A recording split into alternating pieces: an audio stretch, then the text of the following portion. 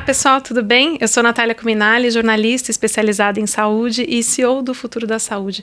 A gente começa agora mais um Futuro Talks, um programa em que a gente vai falar sobre saúde em profundidade. A gente vai falar sobre o setor, sobre as transformações, sobre as doenças, enfim, e todas as revoluções que a saúde tem passado. E aqui eu tenho o meu convidado de honra, que eu costumo dizer que é meu amuleto da sorte, daqui a pouco eu já explico por quê, que é o Dr. Sidney Kleiner. Tudo bem, doutor? Presidente, né? Tem que te apresentar direito, né, doutor? Eu sou Sidney Kleiner. É o presidente, o doutor Sidney é o presidente do Hospital Albert Einstein e médico cirurgião do aparelho digestivo. Doutor, é uma honra de verdade tê-lo aqui no meu programa. A honra é minha. Muito obrigado pelo convite. E a honra é minha porque há muitos anos eu venho acompanhando o quanto você é dedicado, o quanto você estuda. E talvez por o mesmo fim, para trazer mais saúde à nossa população. Então, para mim é uma honra estar aqui com você, como em outras ocasiões eu fico muito honrado. Eu brinquei com vocês, gente, que eu ia contar aqui o bastidor. Dr. Sidney já foi minha fonte em vários momentos, né? Eu trabalhei na Veja um tempão atrás. A gente falou já de telemedicina, a gente já falou sobre... até o Dr. Bumbum, né, Dr. Sidney? Sim. Qual que é essa história? Conta ela rapidinho, vai. Era um momento que tinha um caso de uma complicação de alguém que não deveria estar fazendo um procedimento que estava fazendo, e você pediu um artigo e a gente estava escrevendo juntos e precisava fazer algumas alterações. Já era tarde da noite, a pauta precisava fechar naquele dia. A Veja era assim, né? Então, aí eu falei, olha, eu tô aqui no hospital, mas eu vou operar uma apendicite aguda. Daqui 20 minutos, meia hora no máximo, eu ligo para você para a gente continuar.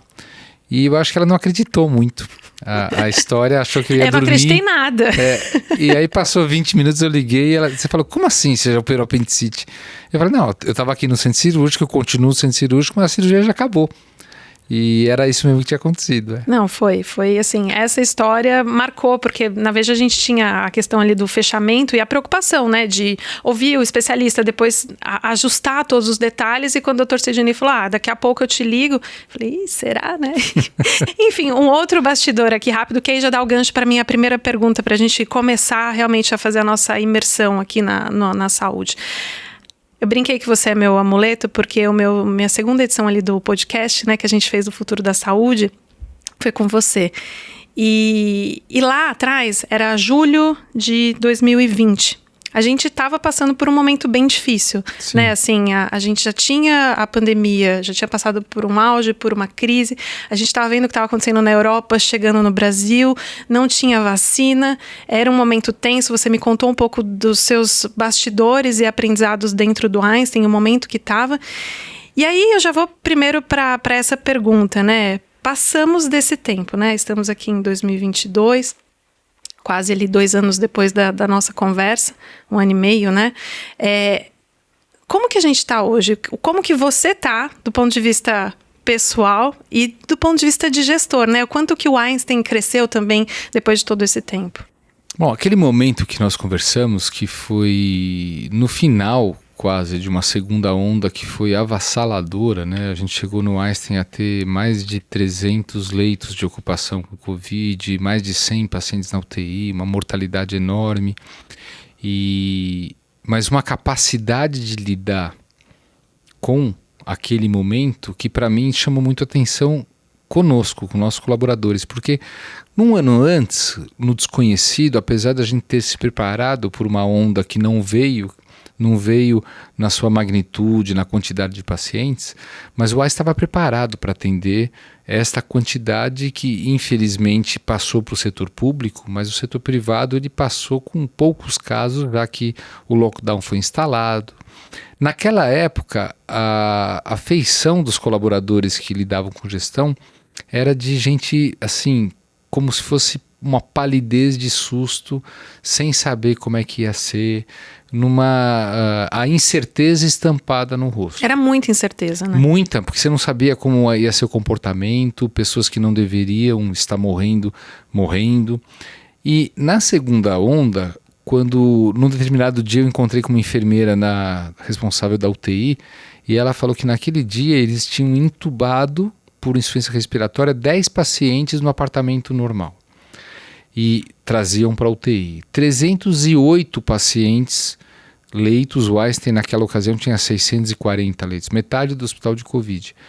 E o trabalho sendo feito, porque ninguém ficou sem atendimento, no pronto atendimento, até para transferências, e um sorriso, apesar do cansaço, mas um sorriso de quem tem a certeza do que é para fazer e como fazer e a forma que está fazendo, com entendimento não apenas da doença, mas o entendimento dos fluxos e dos processos para que a gente transformasse leito de UTI em apartamento, apartamento em UTI, ala Covid em ala não Covid. Isso demorava 2 horas para você transformar uma ala não Covid em uma ala restrita para Covid. E uma coisa que um hospital não necessariamente estava acostumado, né? Essa velocidade, talvez. Acostumado não, mas uma trajetória de mais de uma década no entendimento do fluxo que se transformou, inclusive, num produto de inteligência artificial que hoje permite a gente saber se um paciente vai ou não ficar internado no pronto atendimento em questão de meia hora. Então, todo esse entendimento que antes era experiência de pessoas passou a ter um processo pautado por inteligência artificial com um algoritmo de uma base histórica. Então ficou muito menos incerto, nem preocupante. Quer dizer, o trabalho era árduo? Era, mas a gente sabia o que fazer. Então, com isso, ficaram alguns aprendizados, né? Alguns processos que jamais voltarão para trás. O incremento do Einstein até você, inclusive com o incremento do portfólio de exames em domicílio, que passou a incluir exames cardiológicos, a polissonografia, não é só laboratório, mas ele passou de 80 a 100 atendimentos por dia para 1.200 atendimentos por dia. É uma frota de entrega com técnicos de enfermagem que sai todo dia. Eu chego muito cedo, eu vejo isso. E tudo isso se transformou ao longo desses últimos 2 anos, ali, Sim, 3 anos. Ele começou nos primeiros meses da pandemia. Isso não tem volta. Telemedicina não tem volta. Quer dizer, a gente lutava contra uma legislação obsoleta até o início da pandemia. De repente, um decreto liberou a prática da telemedicina e a cultura do paciente também mudou em aceitar a teleconsulta. Isso não tem volta. Hoje em dia, no meu consultório, que eu tenho uma agenda toda tarde, o fim da agenda são teleconsultas para retorno para exames, algo que não vai precisar de uma interação além daquela que é virtual. E os pacientes gostam, né, doutor? É muito prático. Eu lembro que, aqui outro bastidor ali, na capa de telemedicina da Veja, a gente falou sobre telemedicina, né, tem aquela capa emblemática do robozinho nos corredores do Sim. Einstein, inclusive, e a gente falava muito desse impacto e tinha essa preocupação da relação médico-paciente, se vai funcionar, se não vai. E hoje em dia as pessoas gostam, né? Eu nunca tive essa preocupação, você Natália. eu sei que não. Sabe por quê? Eu fui criado num ambiente em que meu pai, pediatra, ele falava com os pacientes por telefone, de ficha telefônica, onde a gente estivesse. E isso trazia ao paciente um conforto muito grande. Então, o entendimento que o pediatra ele traz conforto, colo, acolhimento para o telefone, não podia ser diferente quando você vê a imagem, usa recursos audiovisuais para mostrar uma lesão na pele, uma garganta inflamada. Então, assim, na minha prática, eu sou cirurgião e tem, por exemplo, o aspecto de ferida operatória. Eu uso fotografia. Aliás, se eu falar aqui fotografia do que eu vejo com muita frequência, não vão acreditar. Mas é algo que assim, o paciente vem, ele viaja, ele está com uma queixa que eu consigo com uma foto definir a conduta e tranquilizá-lo. Eu já fazia isso de um modo muito que já de uma interação que já existe, né, com o paciente, porque nós temos uma relação. Mas isso é um instrumento através do qual eu posso chegar numa população inteira, sem que eu ou Einstein, uma instituição, esteja presente do ponto de vista presencial. Então, se durante a pandemia eu já tinha uma experiência de, por exemplo, assistir com a visão do especialista UTIs onde não existem especialistas, nós aumentamos isso de 180 para 540 em parceria com o Ministério da Saúde. Com isso, UTIs onde a mortalidade de algumas UTIs da região norte e nordeste era de 100% para quem ia para o respirador mecânico. 100% já era para se despedir antes de ir para uma intubação. E essas UTIs comemoraram em conjunto com Einstein quando teve o primeiro paciente extubado. Por quê? Porque era uma doença que exige um atendimento multiprofissional por especialistas, nefrologistas, pneumologistas, cardiologistas. A UTI que não tem este profissional, ela vai ter, assim, vai se valer da vantagem de poder conversar com esse profissional, interagir no ambiente virtual, onde as condutas, e a gente tem isso pesquisado, elas mudam em 75% das vezes, pela visão do especialista. Agora você me deu um gancho para a próxima pergunta, que eu vou voltar ainda depois no começo da conversa, mas o Dr. Sidney também é colunista do Futuro da Saúde, né? Escreveu recentemente, com muita honra, nossa, escreveu recentemente sobre equidade e acesso. E aí eu estava te ouvindo agora, contando essa história, né, e relembrando muito do que a gente viu na Covid, de muitas diferenças, né, tanto de tratamento, de desfecho, né, de maior mortalidade, dependendo do CEP onde a pessoa mora. Não necessariamente só na questão das dimensões continentais, mas se você mora num bairro X, você vai ter um desfecho melhor, assim, por causa do acesso ao tipo de atendimento. E aí, pensando nesse contexto de equidade e acesso, e aí fazendo esse gancho, essa conexão toda que você trouxe com a telemedicina, a tecnologia e tal, vai ser esse o modo que a gente vai conseguir ampliar, de fato, essa equidade e o acesso? Vai ser, mas não só. Tá. E você falou muito bem. A gente não precisa ir longe lá no Einstein, né? A expectativa de vida na comunidade de Paraisópolis, que tem uma unidade do Einstein dentro, ela é de 56 anos, se eu não me engano. Mas daí você pula o muro para o bairro do Morumbi, é 76 anos. Então não precisa geograficamente ser tão distante, né? Aliás, a gente tem até um estudo, uma curiosidade, que mapeia a pobreza no estado de São Paulo, feito por dados de Big Data, que no número enorme de situações não tem nada a ver com localização geográfica, de uma casa do lado da outra. Então não é só geográfico. E quando a gente fala você comentou bem do desfecho, né? Isso não foi só no Brasil, né?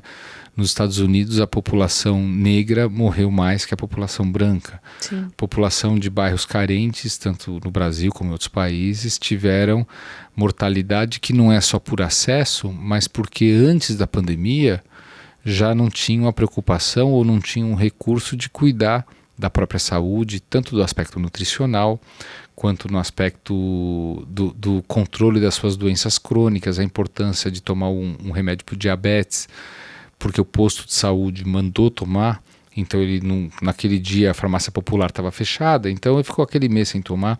Quer dizer, tudo isso contribuiu para a mortalidade ser maior no nosso hospital, em parceria com a prefeitura, que foi a referência dos casos graves do Mboimirim. A mortalidade lá foi maior, apesar de ter os mesmos equipamentos e os mesmos profissionais e os mesmos protocolos. Por que foi maior? Porque o paciente que chega é diferente, ele chega muito mais grave. Mais doente porque não foi procurar ajuda, porque tem uma doença. Não dá para responsabilizar a população, né? Talvez porque o recurso não está disponível para ele cuidar de um diabetes, para cuidar de uma obesidade. Jovens obesos morreram muito lá no Mboimirim.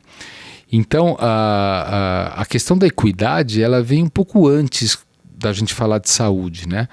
Ela vem obrigatoriamente com a preocupação dos nossos governantes em colocar disponível condições sanitárias, empregabilidade, condições climáticas, ambientais, quer dizer, locais mais poluídos tende a ter gente mais doente.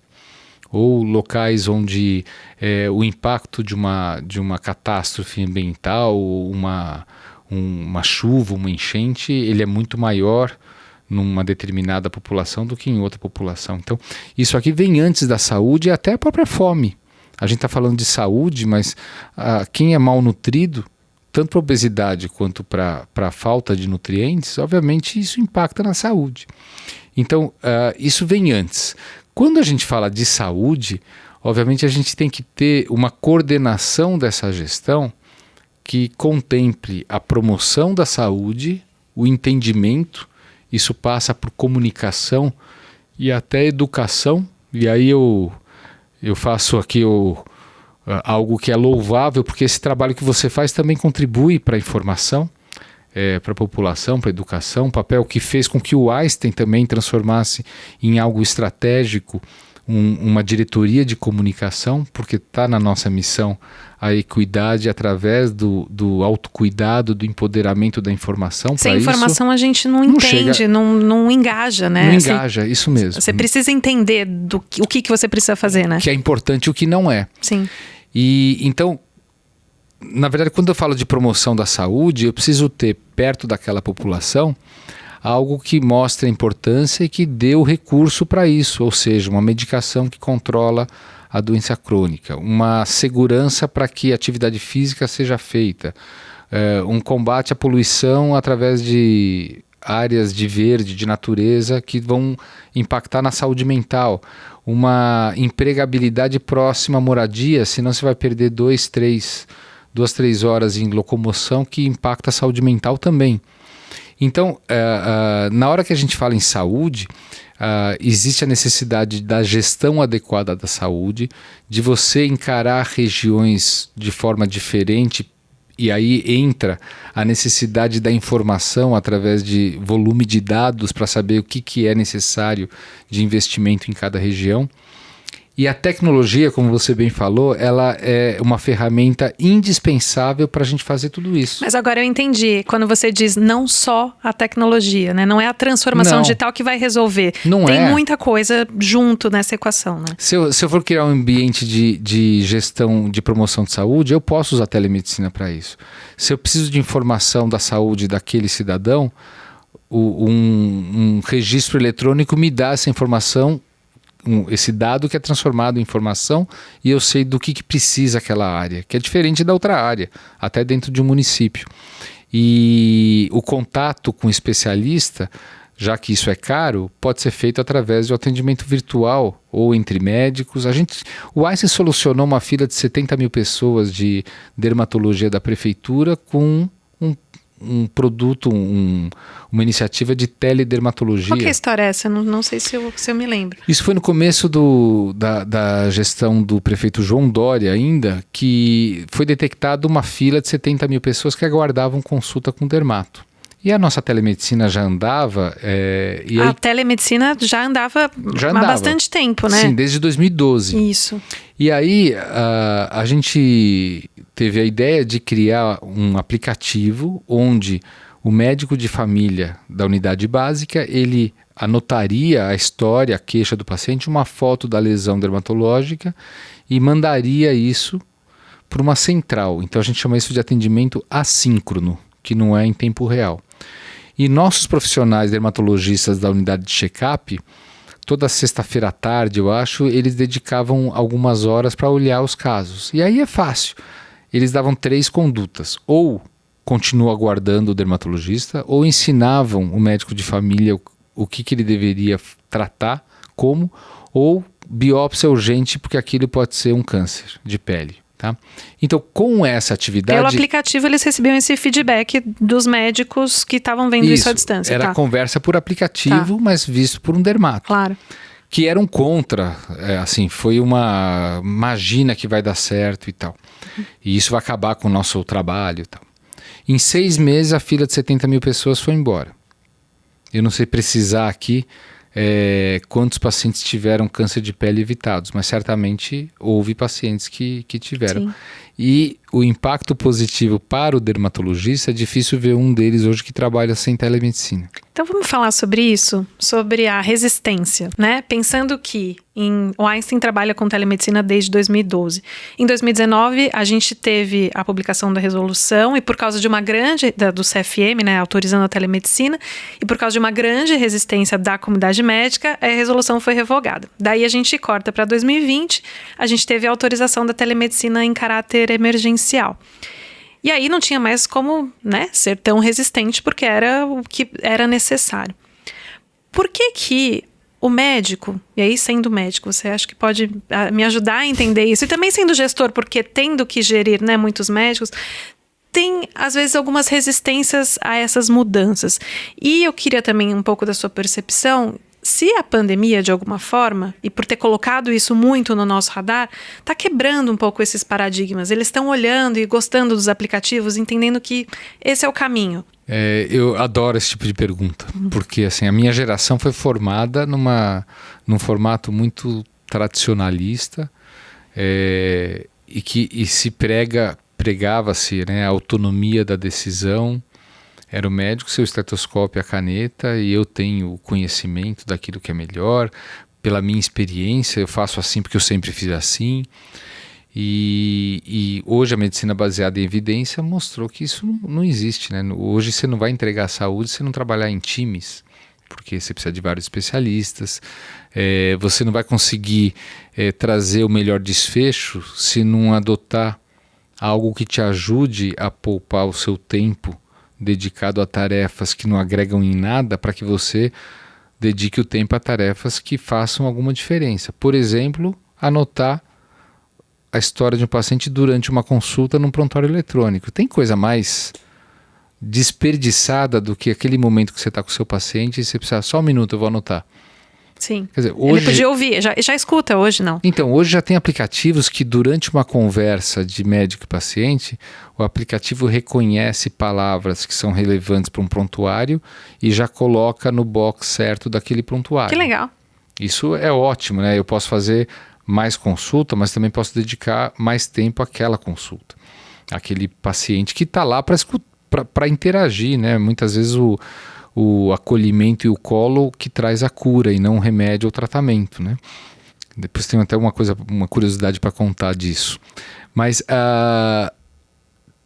você lembrou bem, em 2019 e até hoje eu tenho ainda uma sindicância, porque o Einstein resolveu, independente da legislação, criar não era nem um PA, como a gente falava, que era um atendimento de orientação digital entre nós e uma operadora de saúde, né, que acabou sendo questionado pelo conselho. Quando liberou o atendimento com telemedicina, e a gente já estava preparado para isso, não começou do zero, a gente contava com um paciente que não podia acessar o serviço de saúde ou tinha medo de acessar para não se contaminar. Mas aí tinha até uma recomendação de não ir, né? De não ir desnecessariamente. Fique em casa, só vá se precisar e tal, né? Então... E aí veio a grande percepção, quer dizer, sem os consultórios eletivos funcionando, a gente teve que fechar os consultórios. Sim. Uma depressão, né? Você fechar consultório com um hospital como o nosso, as concessionárias fechadas, é forte, né? Sim. Então a gente não tem do que viver. Qual que era a única forma de você continuar atendendo? À distância. Telemedicina. Sim. Então, o que o Einstein fez? A gente passou a disponibilizar a plataforma de telemedicina para o nosso corpo clínico, que de um modo muito forçado naquela época, falou, então deixa eu ver o que é. E, obviamente, não tem como não gostar, porque otimiza o tempo do médico, do paciente, agrega valor e, ao contrário do que puderam imaginar no passado, ele não afasta o médico do paciente, ele aproxima, independente do meio, você está em contato toda hora. Exato, e tinha uma preocupação, eu lembro de, o médico não consegue examinar direito e tal, e aí, assim, um parênteses bem rápido, mas um tempo de Covid e tal, eu fiz uma consulta de telemedicina para não ir até o pronto-socorro, e aí a médica falou assim, olha, com esses sintomas eu indico que você vá ao pronto-socorro. Isso. Pronto, né? O que precisa saber é que tanto o paciente quanto o médico, qual é o limite daquele atendimento? E ultrapassado o limite, ele tem que passar presencial. Hoje, no Einstein, esse atendimento que começa na telemedicina, se precisar do PA, o paciente vai até lá e no totem ele tem um código que ele coloca. Naquele momento, o médico que vai atender, ele vai ser informado de como estava indo a consulta por telemedicina, e ele não vai começar de novo, ele vai continuar, porque vai ter a impressão do outro colega, vai ter o paciente com ele. Não está no zero. Não está no zero, então na verdade é uma continuidade de um tratamento que começou virtual e aí ele continua presencial por necessidade de exame complementar ou exame físico. Mas naquela hora que a gente quebrou o preconceito do médico, porque só sobrou isso. E aí deu para ver que otimizando o tempo, você vai dedicar o tempo para outras coisas. Isso vai acontecer com inteligência artificial. E por que eu gosto dessa pergunta? Porque eu acabo falando que o médico que tiver medo de ser substituído por inteligência artificial, ele vai ser substituído pelo médico que não tem medo. Você me falou isso, eu achei muito forte uma vez. Porque o médico que não tem medo, ele vai ter mais tempo para dedicar para o seu paciente e mais do que isso, ele vai ter desfechos melhores porque todo algoritmo vai acabar dando um suporte à decisão. É difícil a gente se atualizar hoje em dia. Tem uma estatística que, para eu estar atualizado na área que eu atuo, eu precisaria hoje ler 28 artigos todo dia. Que horas, né? Eu não trabalho. Sim. E nem dá tempo, né? Não, não dá. E para ler de verdade, né? Então, assim, eu tenho que otimizar o tempo para isso, estratégias e algoritmos para me trazer informação desses 28 artigos tem que existir, e aí tem uma série de plataformas para isso.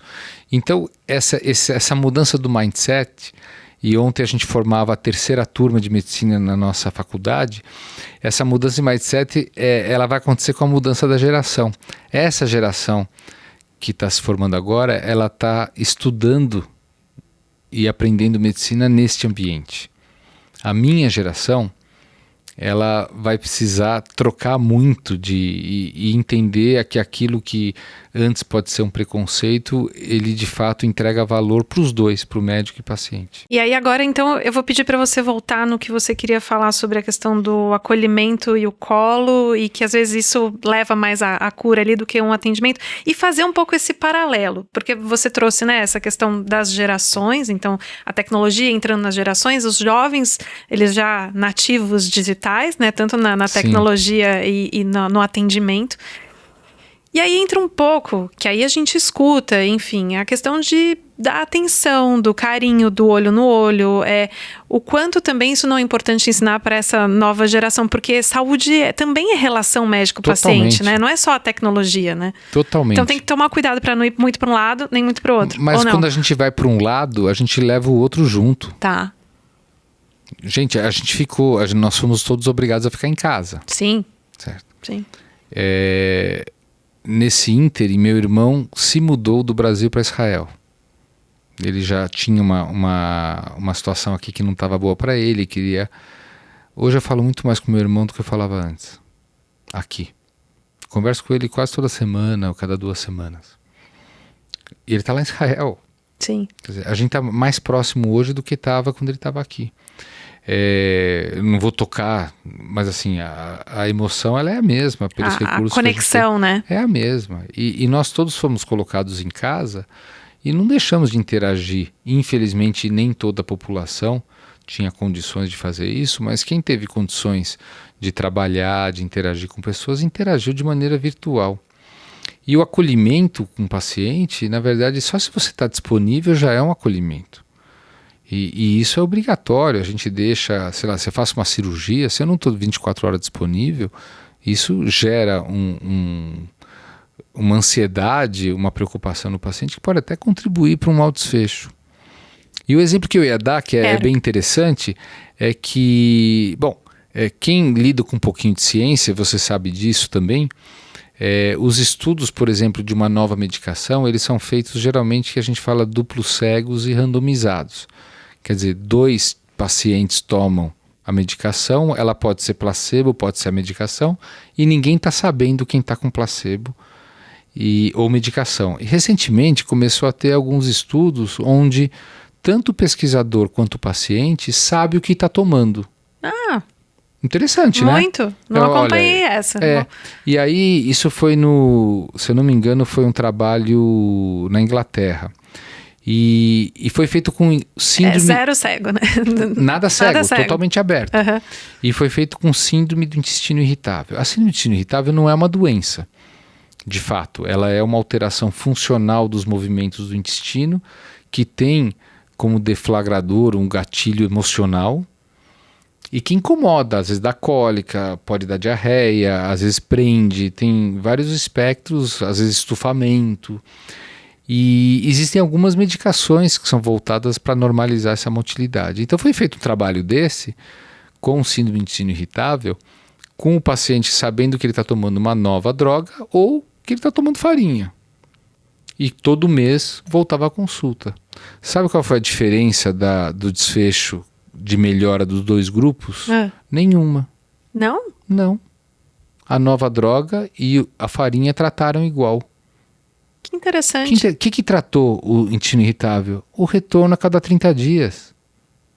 Caramba. Era o contato isso. com o médico, a função do médico para tranquilizar que aquilo faz parte de uma condição, que o entendimento que não é nada grave contribui para melhorar o sintoma, isso a gente sabe.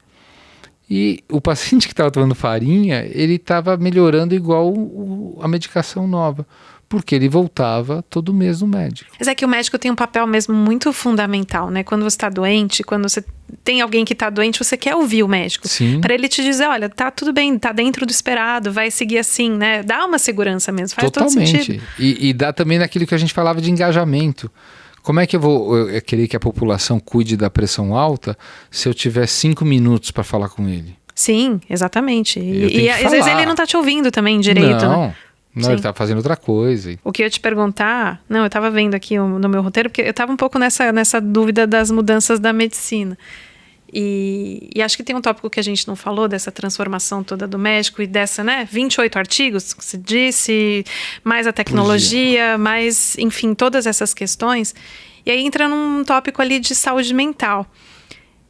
E de como essa nova geração se forma dentro desse contexto, né? Porque ela já é nativa digital, ela já tem a pressão pelas tecnologias, já tem a questão da saúde mental. O que dizer para esses novos médicos? Bom, os futuros médicos, obviamente... Você fala isso bastante para os futuros médicos, né? Os futuros médicos, eles já passam por um teste de saúde mental que é insalubre. Eu comentava ontem num speech nessa formatura, né? Eles largaram fim de semana, balada e tal, para se dedicarem a um vestibular que é insano. Hoje a concorrência para entrar na faculdade de medicina no Brasil é insana. É difícil, né? É difícil. A faculdade do Einstein, que graças a Deus pela primeira vez, depois de 2 turmas formadas, essa semana a gente teve a satisfação de ser contemplado com 5 estrelas no ranking do Estadão, ao lado de faculdades mais muito bacana. Muito renomadas, né, mais tradicionais, e algumas delas de universidades públicas, né? Mas a dedicação de alguém vocacionado a querer fazer da vida do outro algo melhor, ela já tem um impacto grande na saúde mental quando ele se prepara para isso. Aí ele vai conviver 6 anos de estudo ininterrupto, onde o lar passa a ser a faculdade. Os amigos mais próximos que dividem as coisas boas e as coisas ruins são os amigos da faculdade. Então, a gente tem um programa de saúde mental para a faculdade. Mas como é um programa de acesso ali a psicólogo? Não só acesso, mas um programa ativo de identificação, quem está sob risco, qual que é o recurso que você vai disponibilizar para isso, para evitar qualquer tipo de complicação.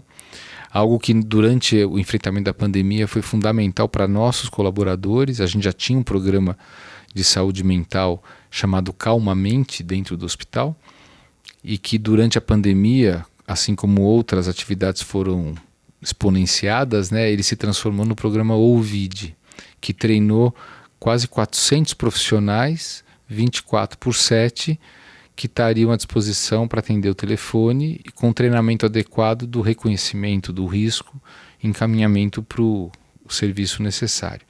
Então isso foi uma preocupação que nós tivemos. Essa geração, ela já tem a trilha, primeiro de bioética, a trilha de cuidar da saúde dos outros, mas a sua também. E obviamente, durante o curso, hoje já se passa a importância de saúde mental muito mais do que eu tive. Saúde mental para nós, na minha época... Ninguém falava, o médico tinha que ser a fortaleza ali, era o horário frescura. Que eu ia para Atlética treinar basquete, que a intermédia estava chegando. Então, para ir bem na competição. Então, assim, a importância hoje ele já vem.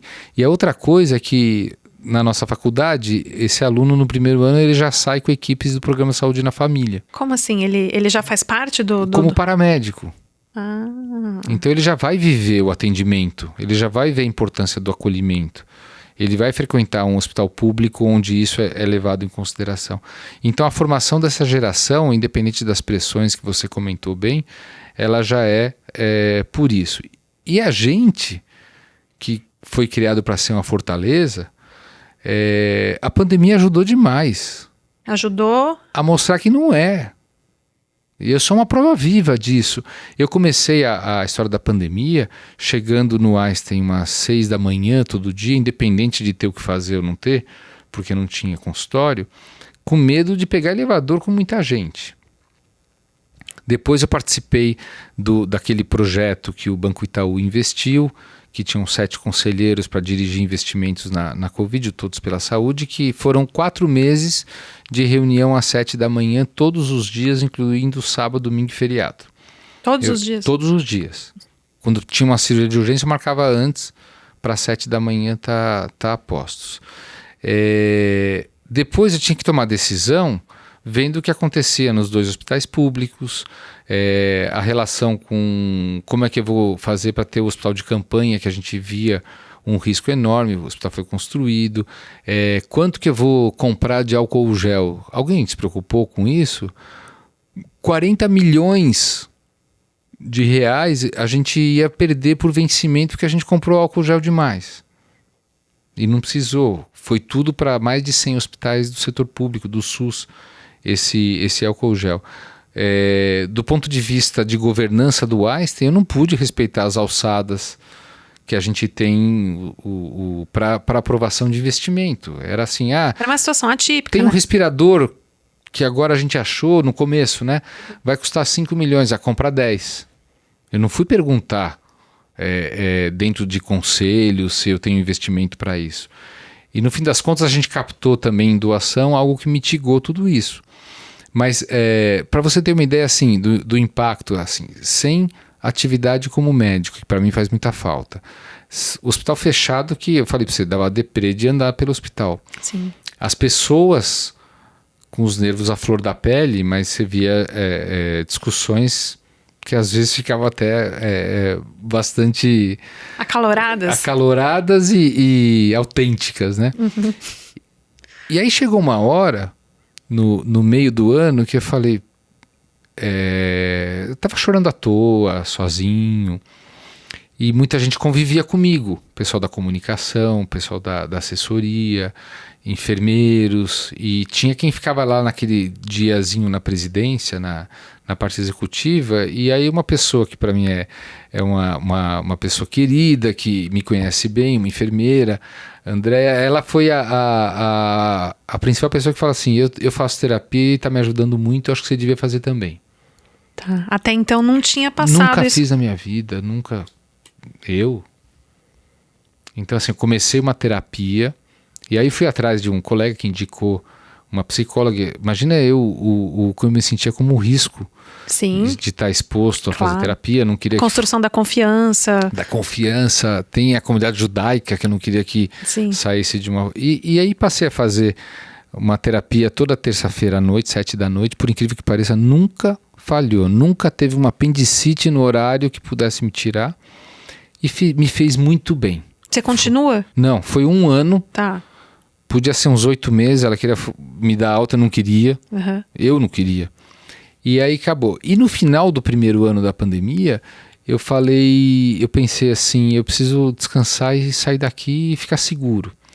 E combinei com a minha esposa que a gente iria arrumar um lugar onde eu não conhecesse ninguém me conhecesse, e eu podia ficar fora de São Paulo, e aí a gente acabou alugando uma casa num condomínio, um condomínio que eu fiquei apaixonado por ele. Depois de passar o ano novo, eu aluguei uma casa e procuro estar lá todo fim de semana. E aí foi a primeira chave que você perguntou que a pandemia fez, né? Uhum. Eu passei a proteger meu fim de semana. Eu operava todo sábado de manhã, marcava reunião sábado, eu deixava domingo para passar a visita. E aí depois que passou esse 2020 para 2021, eu passei primeiro a não operar cirurgia grande depois de quarta-feira. Tá. Porque se eu operasse de sexta, o fim de semana está comprometido. Eu passei a fazer consultório na sexta-feira de manhã, porque eu saía 10 da noite na sexta-feira do hospital. Então eu faço consultório de manhã e deixo à tarde para pepinos, um ou outro.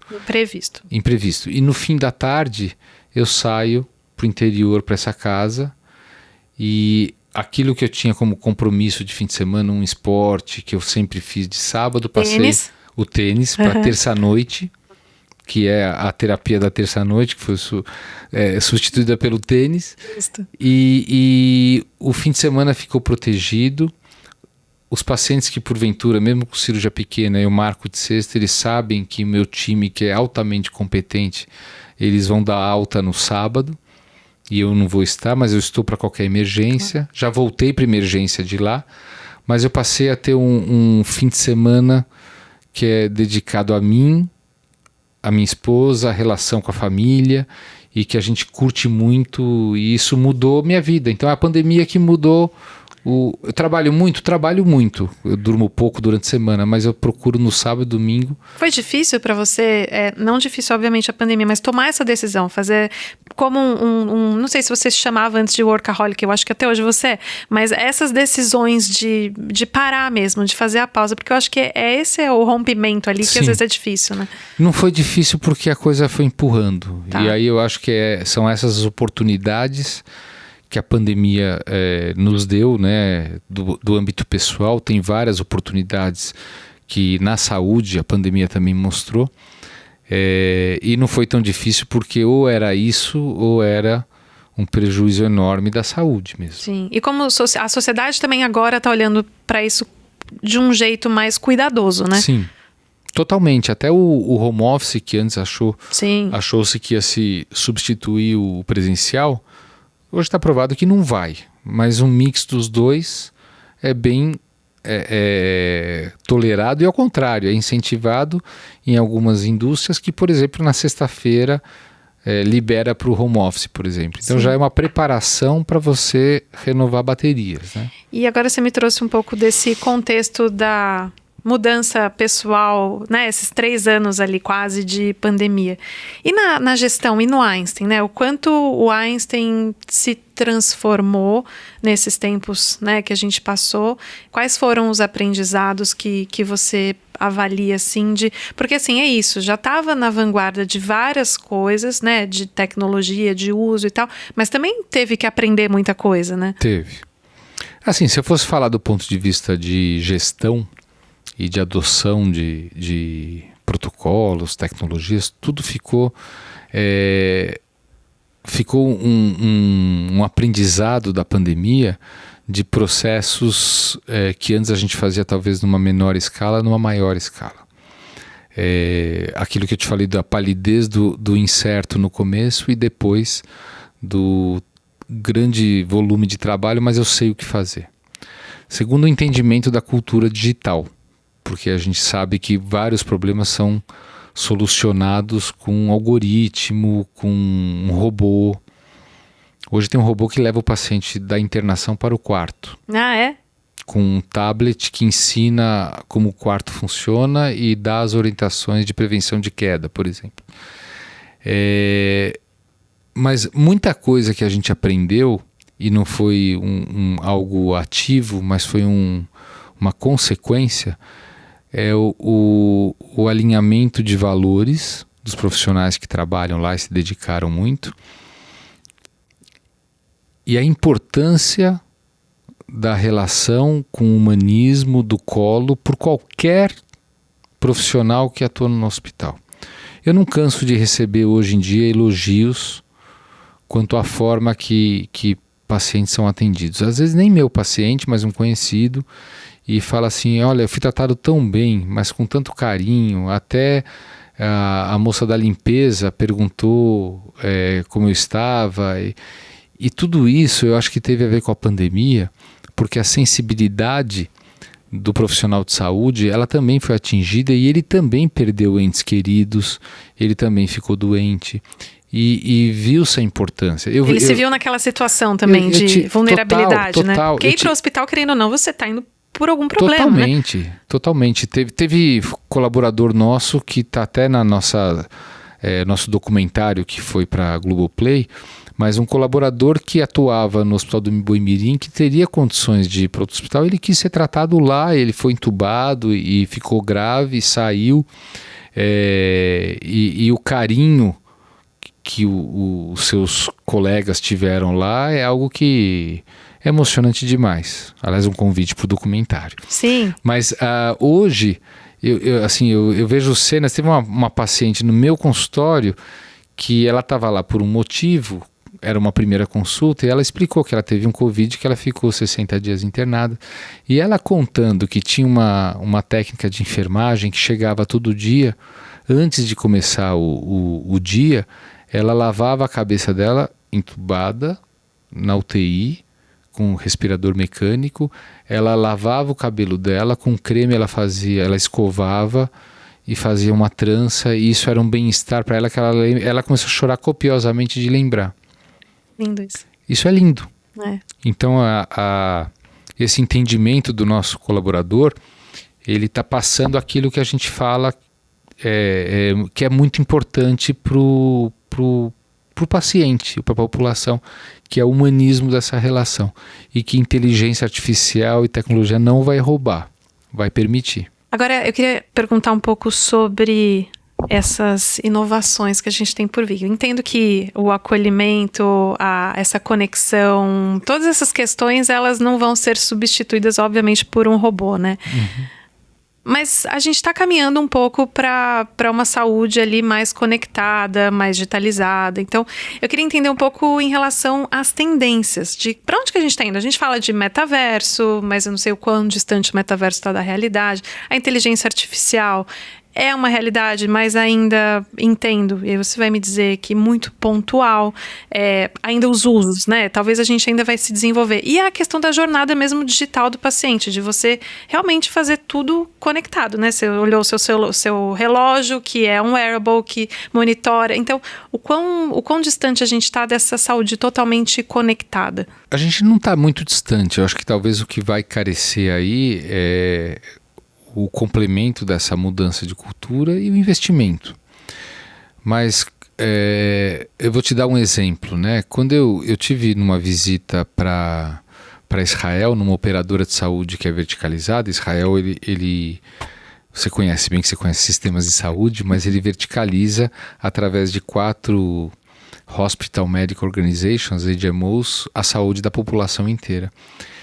Portanto, essa HMO recebe uma quantidade de dinheiro do governo por habitante que ela cuida da saúde. Quanto mais saúde ela tiver, mais dinheiro sobra para o sistema, né?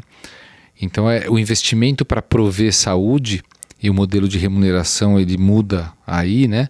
Ele é muito maior do que o que ele vai gastar para uma cirurgia, um exame, né? E quando eu tive lá em 2011, e eu visitei uma dessas HMOs que tinha uma enfermeira que tomava conta de 400 pacientes de insuficiência cardíaca, e que nas suas residências tinha implantado por essa provedora, essa financiadora, né? Ela tinha um Wi-Fi, tinha uma medida de peso no piso do banheiro. Quando o paciente ficava em pé, por exemplo, para urinar, ele estava sendo pesado. Era uma balança no piso, tá? Ele colocava um manguito de PA, via aquilo insuflar sozinho e diminuir, e media a saturação no dedo e tal. 2011. Essa enfermeira tinha na tela do computador a curva de cada paciente, ou a curva de todos, e se algum paciente tivesse um outlier, uma saída, ela chamava para consulta. Com isso, esses 400 pacientes nunca eram internados por urgência, porque essa consulta ia antever o que está acontecendo. Não estou tomando remédio, ou passei a comer sal além do que eu poderia. Então, assim, já tinha essa saúde digital há 10 anos atrás.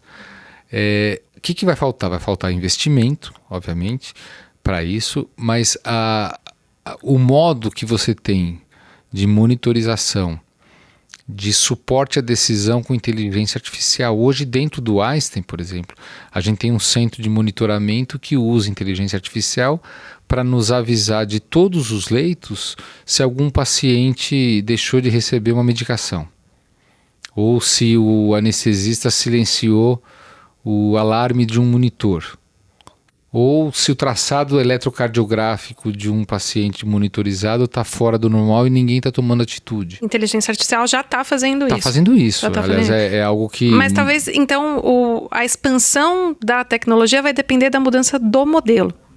Da mudança do modelo, do mindset do médico que vai usar da inteligência artificial para ter informação. Um outro modelo que está sendo implantado é tem coisas que o cérebro humano não vai detectar, mas o algoritmo vai. E se o algoritmo vai e avisa o cérebro humano... Tá então, ótimo. assim, está sendo agora terminado um algoritmo que está sendo testado que consegue prever a deterioração clínica de um paciente antes disso estar presente num exame físico, numa conversa ou no monitor. Só pelo traçado, porque aí você tem um grande volume de informação que permite você saber. E se um paciente acontece isso, por exemplo, num ambiente que não é de uma piora clínica, ele é transferido para aquele que está apto a atender em tempo adequado uma piora clínica. Agora, eu estou um pouco preocupada com o seu horário. Porque se me deixar assim aqui, eu continuo várias perguntas. Mas eu acho que eu tenho duas principais, assim, antes da gente, de fato, caminhar para o fim.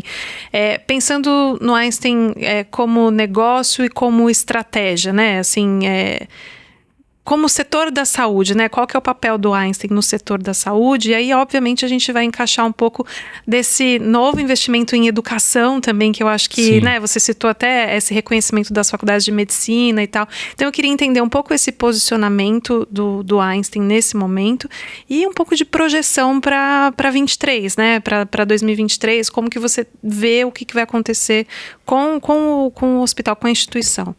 Bom, o Einstein, ele é um sistema integrado de saúde, não dá para falar que é um hospital, que tem 3 pilares estratégicos. Um é a assistência à saúde de forma excelente, pautada por uma política de qualidade, que é a política do Quintuple Aim do IHI.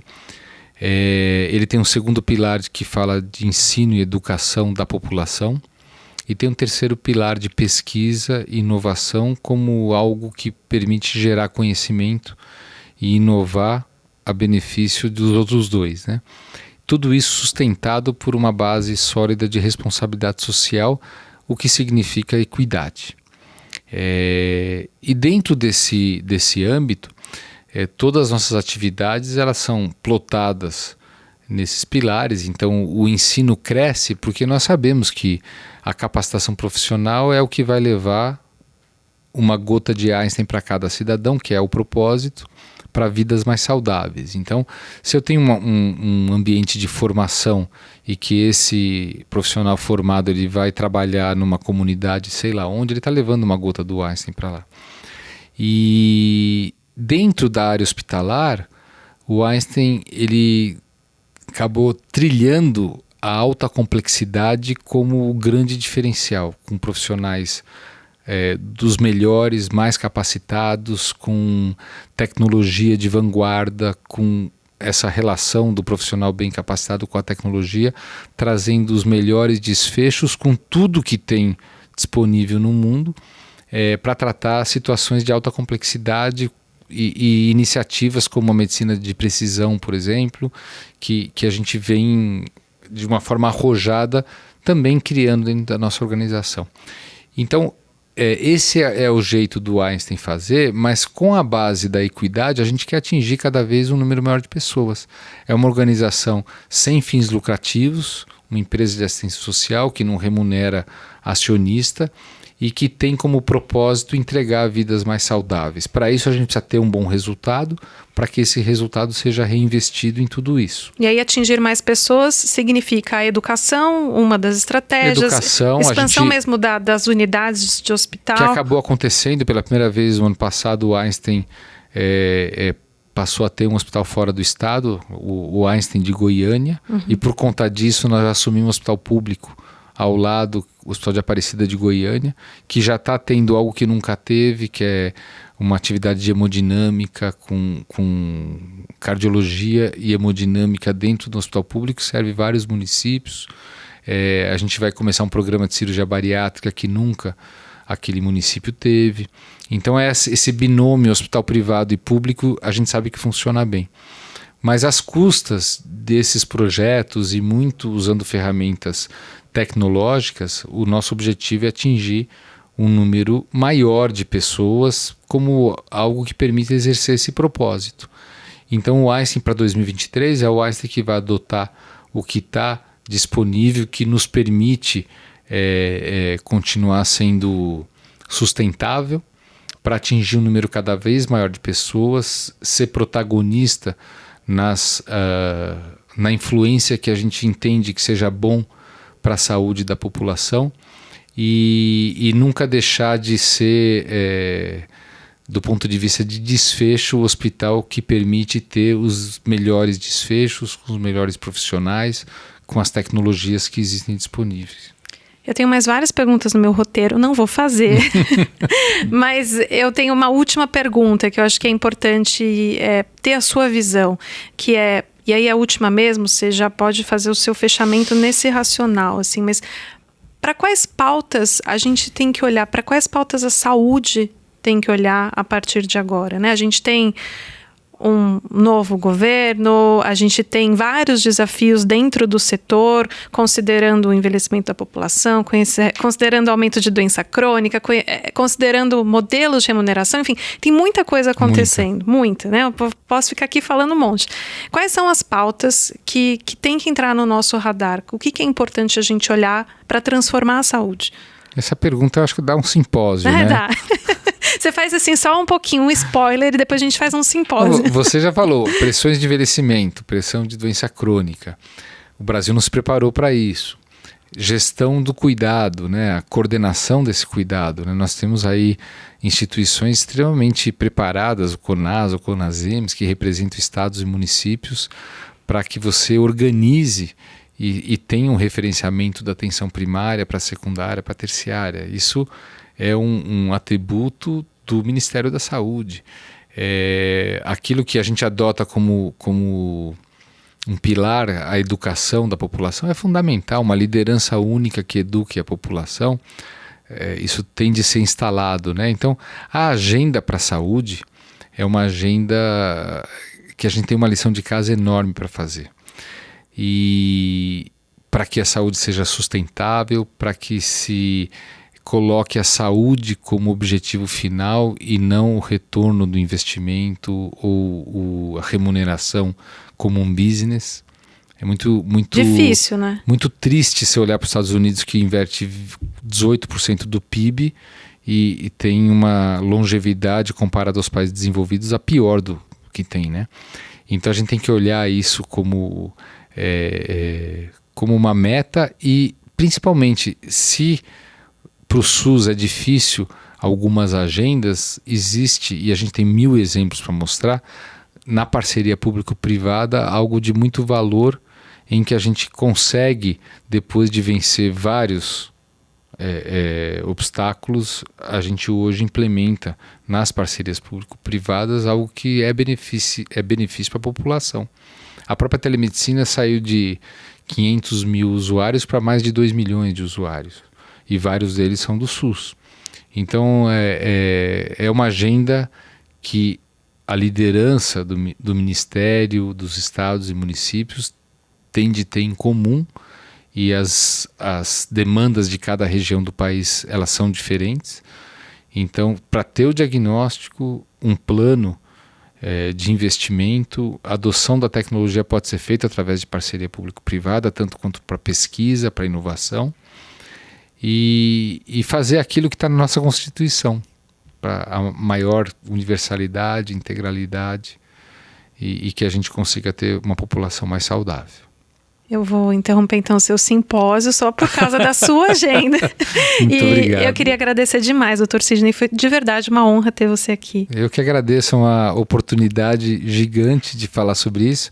E com você... Começando com o amuleto aqui. Muito bom. Muito obrigada. E com você é mais agradável ainda. Parabéns pelas iniciativas aqui. Muito obrigada, doutor Sidney.